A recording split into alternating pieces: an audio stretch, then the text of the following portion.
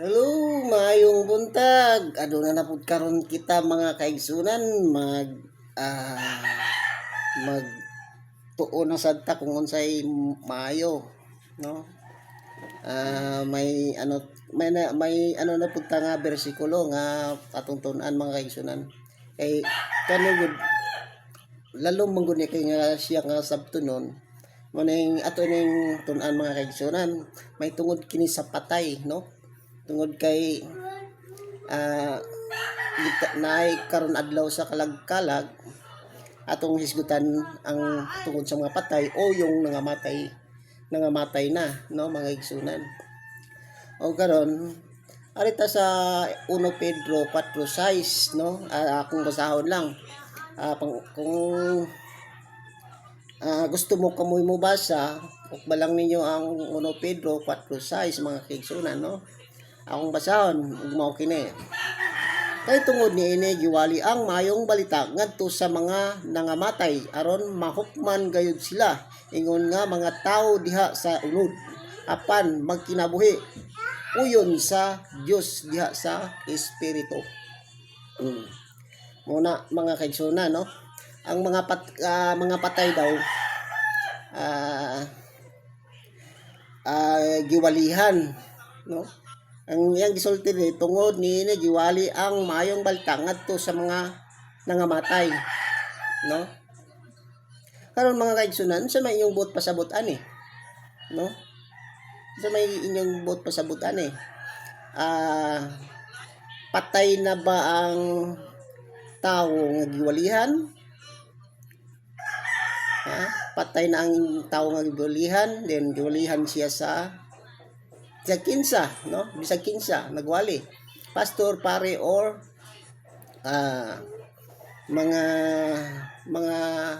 nagkalain-lain mga religion mga kaigsunan. Kaya ang gisulti gud mao ako balikon. Kaya ang tungod niini giwali ang mayong balita ngadto sa mga nangamatay aron mahukman gayud sila ingon nga mga tawo diha sa unod apan magkinabuhi uyon sa Dios diha sa espiritu siya, no. Sa inyong una-una mga kaigsunan, unsa man ning giwalihan? Patay, no. Kay nakakuan mo ko mga kaigsunan, mo kani ako ni kayong gibasa kay doon naman ko'y nagwali ani sa social media. Ang iyang pagsabot niini mga kaigsunan, adi lang nato hisgutan kung kinsa siya. Pero iyan ning nawali niya ni, iyan ning gipasabot dito sa social media mga kaigsunan. Mo na nakakita ko, ang iyang pagsabot di ay ambot lang kung unsa inyong pagsabot, no. Kanang bersikulo ha, kamunay mo basa ana, no. Ang pagsabot niya ani, mga patay daw giwalihan. Kana bang patay panahang na sementeryo o napatay na gidala sa simbahan, no. Mo niya gipasabot nga giwalihan.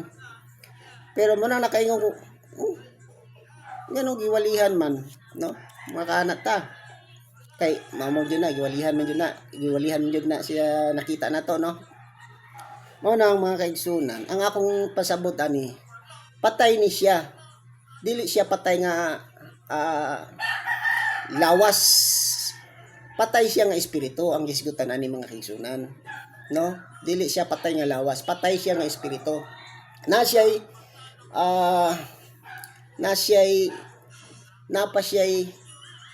lawas pero wala siya motuo o wala siya espiritu, no mga kaigsunan. Mo ni siya sa buhi pa siya napa siya dire naglakaw-lakaw sa kalibutan.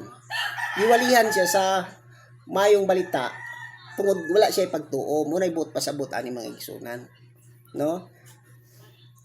Akong balikon ha, kay tungod niini giwali ang mayong balita ngadto sa nangamatay aron mahukman gayud sila ingon nga mga tawo diha sa unod, no. Buot pasabot mga kaigsunan, sa buhi pa siya giwalihan siya, no. Mo na siya buot pagsabot sa buhi pa siya giwalihan siya, na. Oh, apan magkinabuhi uyon sa Dios diha sa Espiritu Santo. Manaybot pasabot ng kigsunan. Magkinabuhi siya na uyon sa Dios sa Espiritu Santo, no? Kailangan uyon siya. Ang kinigod nga giwalihan sa buhi pa ni buhi ni siya nga tao, pero wala patay ang iyang espiritu. Manaybot pasabot ani. Dili kay magpataka-taka og pagsabot mga kaigsunan, no? Wala ako kuning gibalik di kung di ako gibalik kay iya naman ning giwali murang ako ning ipasabot kung unsa ni siya no mga kaigsunan, no? Karon nga ani mangguna mga kaigsunan, kabantay mo ni Apostol Pedro nga nasudlan sa yawa, no mga kaigsunan, nasudlan siya sa yawa. Ginsa siya sa atong Ginoo. Giunsa siya sa Ginoo. Apostolis na ha. Giunsa siya sa Ginoo. Giingnan siya nga Satanas pahawa ang imong gisulti. Dautan, no? Iya sa yawa. No? Ganun gipapahawa man niya ang Satanas ni Pedro. Kay dautan ang nisulod nga espiritu ni Pedro. No? Mga kaigsunan, gipapahawa niya ang Satanas, no? Satanas gipapahawa niya, no? Pero naara ang lawas ni Pedro naara niya ang lawas pero ang daotang espiritu gipapahawa.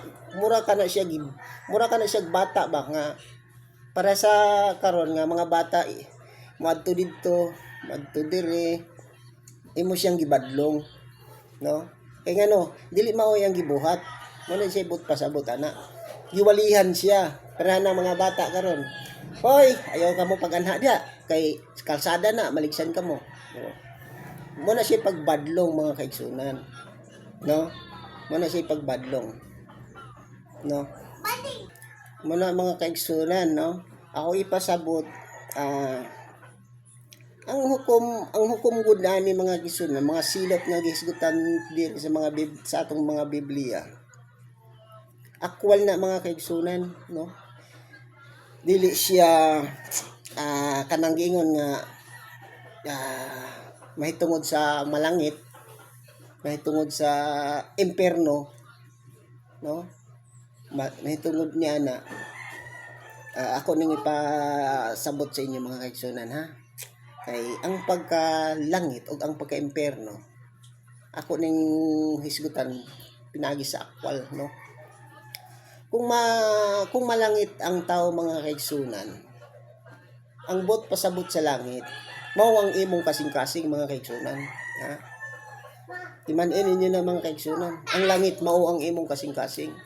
Diha maghari ang atong Panginoon, ang ating Dios. Diha siya maghari sa tuwa. Kung maghari ang mga dautan sa kasing-kasing sa tao, no? Kung maghari siya ang dautan diha, adto siya sa impierno mga kaigsunan. Unsang impierno nga iyang adtuan? Mao ang hospital or sementeryo. Mobalik siya sa abog, no? Or naa siya sa hospital. Naa siya ay mga sakit mga kaigsunan. Kung maghari ang kadautan sa iyaha, no? Ang impierno diha nga higdutan mga kaigsunan mao kanang magsakit ang tao o naa ka sa sementeryo, mao kana ang pero naani mo ang langit adto ka sa Ginoo sa langit, ang imong kinabuhi malipayon mga kaigsunan. Mula siya langit mga kaigsunan. Wa pa day mo kadumdum sa langit mga kaigsunan. Muna karon ako tamong istoryahan nga ang langit mao ang inyong kasing-kasing, no? Gihimo kita diri sa kalibutan aron mabuhi o magkinabuhi nga matarong aron ang atong kinabuhi mutaas mga kaigsunan, no?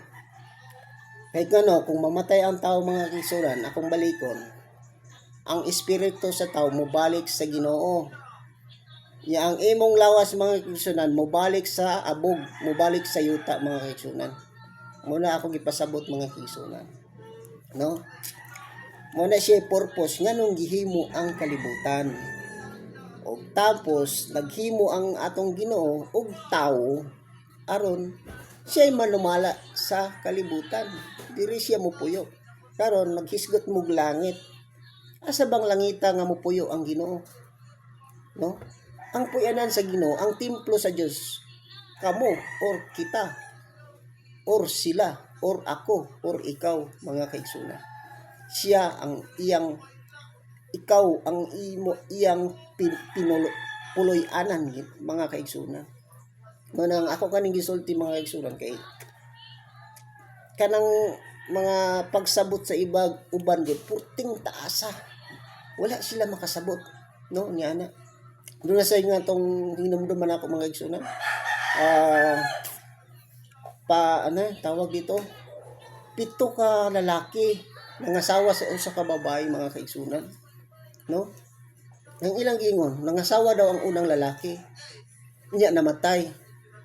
Hantod na abot dito sa ikapito nga lalaki nangasawa. Niya namatay pud sila tanang 7 ka lalaki namatay. Tapos ang babae sad namatay. Yan ang utana ang mga paresyo. No? Kaya ang pangutana, kung kinsa, pag abot daw sa langit, kung kinsa daw siya nga asawa, mga kaigsunan, kung kinsa daw siya nga asawa, unsa may iyang tubag sa atong Ginoo. Yes, so. Unsa may iyang gitubag. No? Kana sila good, kanang ang taong nangamatay na, sama na sa mga malulunda, no? Sa langit. Sa ibot niya pasabot. No? Kay buad kung mamatay na ang tao mga kaigsunan, dili na ka mo magkailhan na dito. Dili na ka makaingon kana siya akong asawa. Dili na ingon ana mga kaigsunan. Wala ba day mo kasabot niya na? No? Dili na ka mo magkailhan na dito. Kay katong gihatag sa Ginoo nga espiritu sa tao nga aron siya mabuhi. Mubalik ra gihapon niya. No, mubalik ra sa Ginoo yung espiritu ha kay si ang Ginoo naghatag ana. Mo na gitawag nay kanta nga hiram to. Hiram na buhay ba to sa to? Nakadungog na kuha ng mga kaigsunan. Pero sige, padayon lang mga kaigsunan kung gusto mo yun ana. No? Wala ako ning gisay-say good kay para nasad tayo idea no mga kaigsunan. Diri na tama na dong ang mensahe mga kaigsunan. Og salamat daghan sa inyong tanaan.